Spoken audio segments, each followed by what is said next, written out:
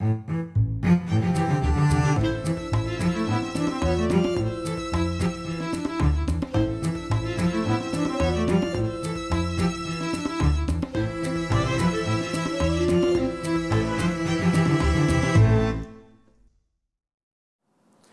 I'm Micah Halpern.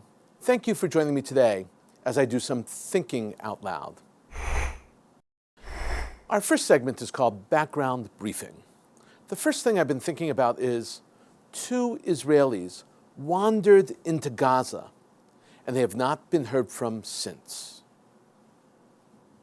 One is a 28-year-old Ethiopian who on September 7th of last year walked over the border while strolling along the beach. He is mentally challenged. After he crossed the border, the Israelis on guard tried to chase after him, but the young man was oblivious to the soldiers' waves and shouts. He kept walking and was last seen talking to Palestinian fishermen on the beach on the Gaza side of the border. He was then taken to Hamas. The second Israeli is a Bedouin. In April, he entered Gaza, also by foot, and has not been seen or heard from since. This news was released only recently, and the Israeli Prime Minister Benjamin Netanyahu is on the receiving end of serious critique for withholding the information, not only from the Israeli public, but also from his own security cabinet. They found out about the disappearances only when the news made headlines. Seldom do I say this, but here it goes. I have almost no faith in political leaders and political decisions that are made under the stealth cloak of national security. But this time, the Prime Minister of Israel made the right call. His decision to keep this hush-hush, at least until he could scratch out all the details he would ever get and figure out all the variables, was spot on correct. The entire story of the plight of these 2 Israeli men is still unclear. It's certainly unclear who is holding the Ethiopian, whose name is Avraham Mengistu. The Bedouin, it appears, is being held by Hamas. Soon after Mengistu went missing, Hamas flew an unusual black and blue box. It was placed on top of a high flagpole at a celebration. It was the highest item around and would most definitely be seen and read by Israeli intelligence. The box was square, and written on it was Hebrew and Arabic. The words were not the norm for Hamas. They weren't slogans about Allah's victory, or that Allah is great, or Hamas is the path of revenge. The words on the box read, "The Black Box." That was it. It was clearly a message, but neither Israel nor Hamas responded. Now we know what the message meant. It meant that Hamas had Mengistu. At the time, the media in Gaza showed the black box in their coverage, but they were clearly confused and had no idea of the message. Over the summer, just weeks before Mengistu's disappearance, Hamas was locked in a deadly 50-day conflict with Israel. And one of Hamas's objectives during the conflict was to capture an Israeli soldier. That was one of the purposes of the labyrinths of tunnels that Hamas had so laboriously constructed. They wanted to grab soldiers and, dead or preferably alive, use them as currency to get Hamas prisoners out of Israeli jails. They failed. Hamas did not go public with the Mengistu story because Israel was not making a scene. Hamas knew that they would only get their soldiers returned if there was a tumult, a national Israeli tumult, an international outcry about the incident. The fact that Mengistu was not a soldier, and that is immediately obvious that he never was a soldier, takes away a large part of the important advantage that Hamas would have over Israel. The second Israeli now in Gaza, the Bedouin, is still nameless. His name has not been made public either by Israel or Hamas. And Hamas announced, however, that the second Israeli, the Bedouin, is in their control. They have admitted it. They have no reason to lie about this. That does not mean that he's still alive. About whether he is alive or dead, that is information they have reason to lie about. Hamas expects that Israel will give more for living than for dead Israelis. Hamas has said that they had Mengistu, the Ethiopian, but now they have no knowledge of him. That is very bad news. It means that he was with Hamas and probably now he's in the hands of some other, even more radical Islamic group, perhaps even ISIS in Gaza. If that is the case, the situation is very dim. Now that some information about the Israelis has been made public and part of the gag order has been lifted, we will slowly see what Hamas wants and what cards they hold in their hands. Now remember, official Israeli policy states that it will not and does not negotiate with terrorist groups to ransom back either the dead or the living. But in reality, Israel does. Israel exchanged 1,027 terrorists from Israeli prisons for the lone kidnapped soldier named Gilad Shalit, who was released on October 18th, 2011, over 5 years after his capture. And Israel has done similar trades in greater and in lesser numbers. For decades they did it. In 1985, Israel transferred 1,150 prisoners for three dead Israeli soldiers. And in 2004, Israel released 435 prisoners in exchange for one, Elchanan Tellenbaum, alive, who was in Hezbollah's hands. And at the time, Hezbollah also released the bodies of 3 Israeli soldiers killed and taken in a cross-border raid. In 2010, a committee was formed to create guidelines for exchanges with terrorists. Former Israeli Supreme Court Justice Meir Shamgar headed that committee. The guidelines were formally formulated on June 2014, and the guidelines describe the limits of what Israel can and cannot do in negotiating in these situations. And it was clear that the Shalit negotiations would not be impacted by the committee in their decisions. Israelis in general, and the Prime Minister specifically, know how dangerous it is for Israelis to be in the hands of terrorists, whether they erroneously wandered in the wrong direction or whether they were forcibly taken, whether dead or alive. About Mengistu, there was ostensibly room to claim that the IDF was negligent in allowing Mengistu to cross the fence. But the truth is that there were no apparent shortcomings in the troops' performance. The lookouts noticed an unarmed individual's attempt to cross the border from Israel to the Gaza Strip in the Zikim Beach area. Because Mengistu was unarmed, they did not open fire, which meant that they were trying to prevent penetrations from Gaza into Israel, not from Israel into Gaza. The rules of engagement forbid firing on an unarmed person. But the lookouts dispatched an IDF force to the scene. The force arrived a few minutes too late. It called on Mengistu to halt when he was already south of the fence, but he refused and continued on his way on the beach until he encountered the group of Gaza fishermen, which took him to Hamas. It does not look like there was any negligence, and it looks like the family was given devoted attention from almost the first minute, but they kept quiet. You can't always accuse the security forces and the Israeli government of racism or impropriety. From the moment details were gathered and it was known that Mengistu was in the hands of Hamas, security forces contacted the family to report the news. Today, the family is complaining that the reports did not satisfy it. That's probably true. But what to do, that's the information that the security forces and intelligence community had, and that's what was passed on. Remember, Avram Mengistu was walking on the beach and crossed the border into Gaza on his own.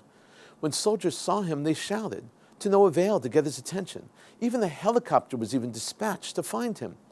The reason the entire situation was not made public was to make certain that Hamas or other terrorists did not turn it into an international bargaining war. Hamas wants the release of their prisoners from Israeli jails. Because Israel was not even acknowledging the situation, there was an opportunity to try to locate the captors through back channels. Even members of the Israeli security cabinet were in the dark about the situation. They found out about it only from the online coverage, which was first released on Ynet. Now it seems that all informal avenues have been exhausted. Now Israel is ready to admit that the situation is grave, very grave. More and more information will continue coming out about these 2 missing Israelis. Coming up next, Points of View. Here's what some important voices have been talking about. Today, we're only going to discuss one column. It's called Europe's Economic War Against Israel. It's written by Benjamin Weinthal. Ben is the European correspondent for the Jerusalem Post and is a fellow at the Foundation for the Defense of Democracies in Washington, D.C. This piece first appeared in the New York Post and has since been published all over. Ben is based in Berlin. He is very good at finding the links between European energy companies and Iran. The objective of this piece is to say that Europe is making a grave mistake by boycotting Israel and joining the BDS bandwagon. Here's how Ben begins. Quote, "When it comes to dealing with the increasing calls to boycott, divest, and sanction Israel, the United States and Europe are moving in two opposite directions. Last week, South Carolina Governor Nikki Haley signed into law legislation that bars public entities from conducting business with companies that discriminate against Israel. It's the first of its kind, though other states are likely to follow suit." I say, bravo, Ben. This is a good thing. America understands. Weinthal then shows that Europe is doing the exact opposite. Listen to how he describes it. Quote, "Meanwhile, growing displeasure with the frozen Israeli-Palestinian peace process has led European Union countries to call to label products from settlements in disputed territories in the West Bank and the Golan Heights, as well as in East Jerusalem. If labeling Jewish goods sounds darkly reminiscent, it does as well to Germany's neo-Nazi groups, who have recently co-opted the country's BDS movement. But the neo-Nazis shouldn't get all the attention. Labeling goods from East Jerusalem is a brazened act of economic warfare from Europe, and one that violates the principles of the very peace process Europe claims to promote." Ben is saying here that the sole lone voice of Europe said no to the BDS. That country was actually Germany. Germany said no to BDS, and here is how Weinthal put it. To its credit, Germany did not sign a European foreign minister's letter calling for product labeling. German Chancellor Angela Merkel's administration has demonstrated it has learned from its nation's history. The first phase of the Holocaust, after all, started with targeting Jewish businesses with the crude Nazi slogan, "Kauf nicht bei Juden," don't buy from Jews. He continues, while visiting Israel in 2014, Merkel said flatly that boycotting Israel is not an option for Germany. Nevertheless, 16 of the 28 EU foreign ministers did sign the sanctions letter, including regional leaders like France, Britain, and Germany's neighbor and Hitler's birthplace, Austria. Economic measures designed to hurt Israel will further convince Israelis that Europe cannot be a fair broker in achieving a peaceful solution to the Middle East conflict. Europeans are hoping to advance the cause of peace should think twice before advancing ideas reminiscent of the continent's darkest chapter. Coming up, commentary through cartoons where pictures tell the story. I want to spend some time talking about a new phenomenon. It's called TICP, the Israel Cartoon Project. It has a Facebook page and is up and running. Cartoonists, it says on the page at least, cartoonists from around the world, but mostly Israeli, are upset by the BDS movement and the lies being spread. So they are drawing to defend Israel. They say, enough, let's draw about it. Here are some of their cartoons. You're going to really enjoy them. The first cartoon is an ISIS member about to decapitate a prisoner. And he's interrupted by a Westerner saying, sorry to interrupt, maybe you would be interested in signing a petition calling for a cultural boycott of Israel? This cartoon says it all. It's drawn by Guy Murad. The artist is saying how ridiculous the entire boycott is. The boycotter / Westerner who has the petition is not even interested in the real threat. The real threat is ISIS, the beheadings, and those issues. Instead, what interests him is only the BDS petition. Next up is a cartoon by Uri Fink. It has a spelling error in it. That's okay. It was made for Facebook. not for a journal. The journal, if it were published, would have corrected the mistake. Here, in this cartoon, there are two panels. The top panel has a UN officer shouting at the Israelis, castigating them. He's saying, quote, "The number of dead civilians on the other side is unacceptable." The lower panel has a Hamas commander shouting at his men the exact same thing. Quote, "The number of dead civilians on the other side is unacceptable." This is very funny. The first is that you should note that the word number is totally misspelled. It's not a typo. How do I know this? Because it's spelled wrong both times. Now let me approach the humor. The humor is this. The Israelis are castigated for hurting civilians. Hamas is shouting that they have not hurt and killed and injured enough civilians. That's funny. The next two cartoons are by a character named Yossi Shachar. In one, in the background is a mosque. The caption dialogue reads, "Kill Jews for Allah." In the foreground is an inspector with a clipboard taking notes and reporting. He's looking at a dead Jew with an axe through his heart. And he says, as he writes, "Maybe it was a heart attack." The artist is saying, "Isn't it obvious? He was murdered. Don't you see what's really happening?" Artists are taking it to the screen.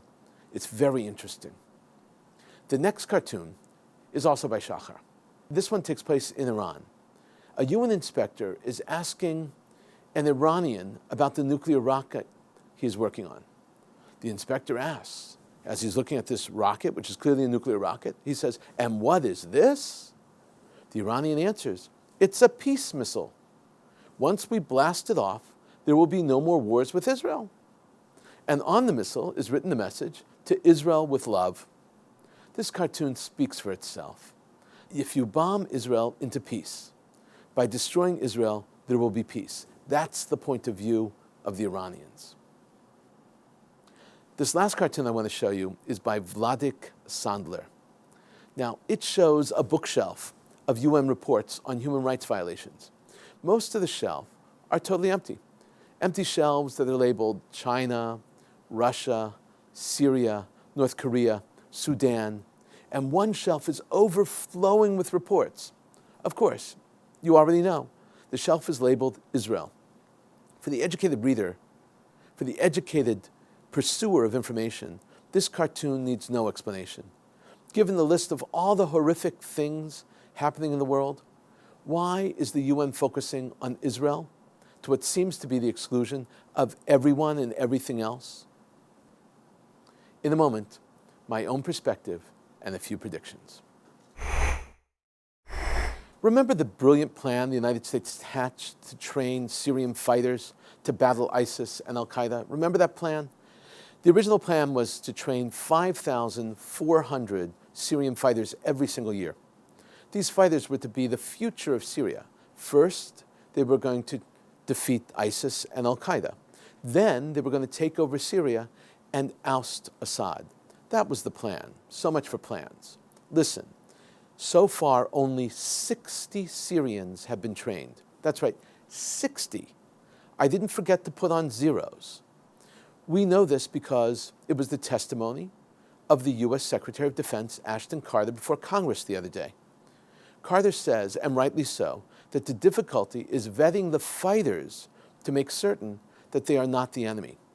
If they made a mistake in choosing fighters, the U.S. would be training and arming people who, in the end, would be fighting for the other side. The real problem is that most people fighting in Syria are the enemy.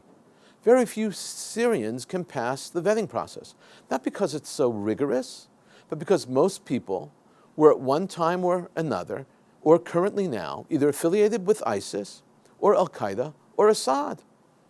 In his prepared remarks to Congress, the Secretary of Defense explained that the United States is trying to streamline the program and to enable the vetting process to find and train more appropriate recruits.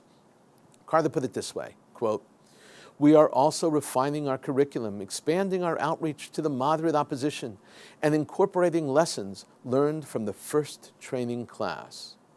Suffice it to say, the United States needs another program. This one is not going anywhere. Also, it's been a year since last summer's conflict between Israel and Gaza. According to sources in Israel's Southern Command, Israel is, quote, in a race against Hamas over who will learn the lessons of protective edge faster, unquote. That is scary. The source told Ynet that Hamas has nearly re-attained the level of capacity that they were at pre-Operation Preventive Edge. That means that within a year, Hamas has restored and rebuilt their arms and rocket capability. Quote, Hamas is getting closer to finishing restoring its stock of mortar shells and short-range rockets. They don't have yet the amount of medium and long-range rockets that can reach Tel Aviv, Jerusalem, and further north it had.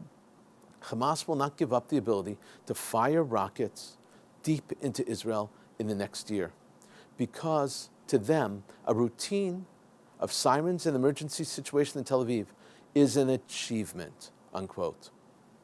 Now, there's another factor happening in Gaza right now. ISIS is there, and they're growing by the day. Every success ISIS has, whether it be in the region, anywhere in the Middle East, or in Europe, magnifies their cause and draws more recruits.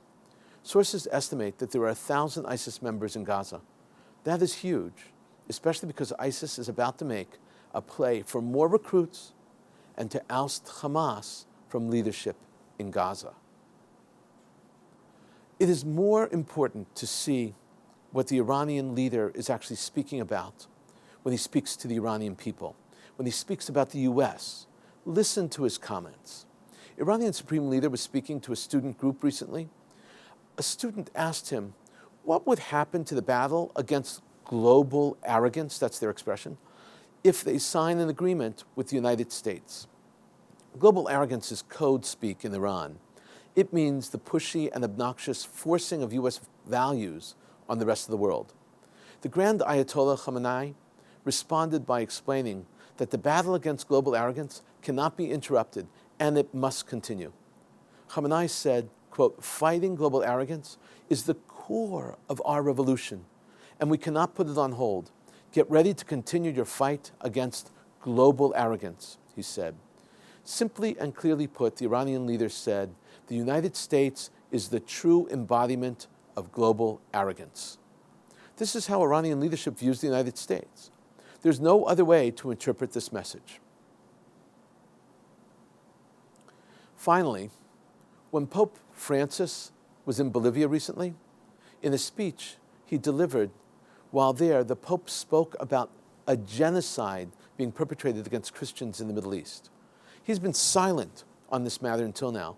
The Pope said, quote, today we are dismayed to see how in the Middle East and elsewhere in the world, many of our brothers and sisters are persecuted, tortured, and killed for their faith in Jesus.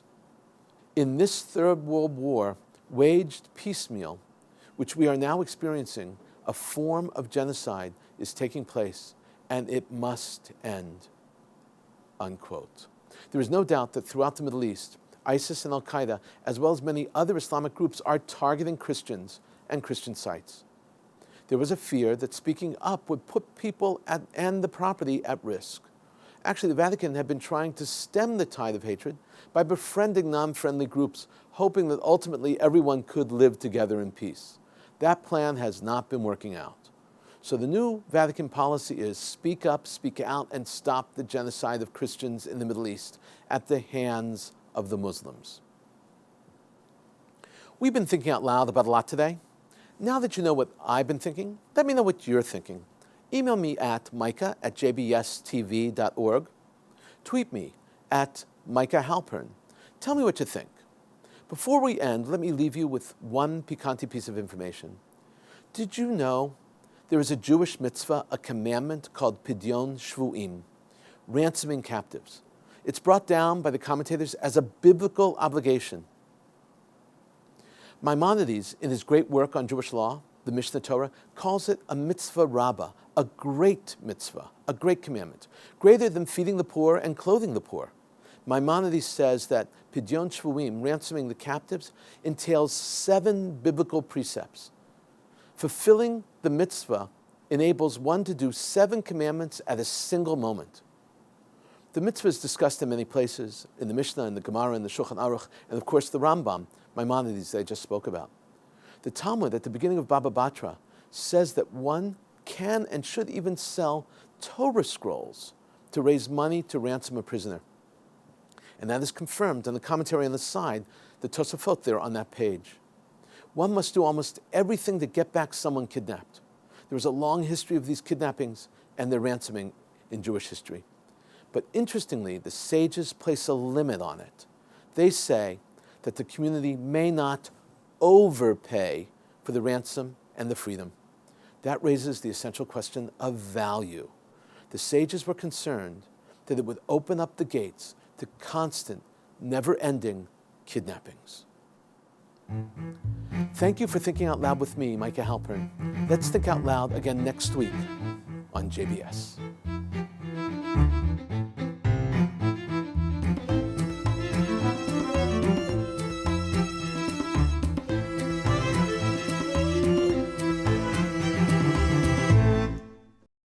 We would be pleased to send a complimentary DVD of this program to anyone who wishes to support JBS, the Jewish Broadcasting Service, with a tax-deductible gift of $36, double chai or more, to the nonprofit organization Jewish Education in Media. Simply visit the JBS homepage and click on the Donate button to make a donation by PayPal or your credit card. And please indicate the program for which you would like a DVD. Or you can send your tax-deductible check made out to Jem, Post Office Box 180, Riverdale Station, Bronx, New York 10471. And again, please remember to indicate which program you would like to receive with our compliments. And we thank you for your kind support.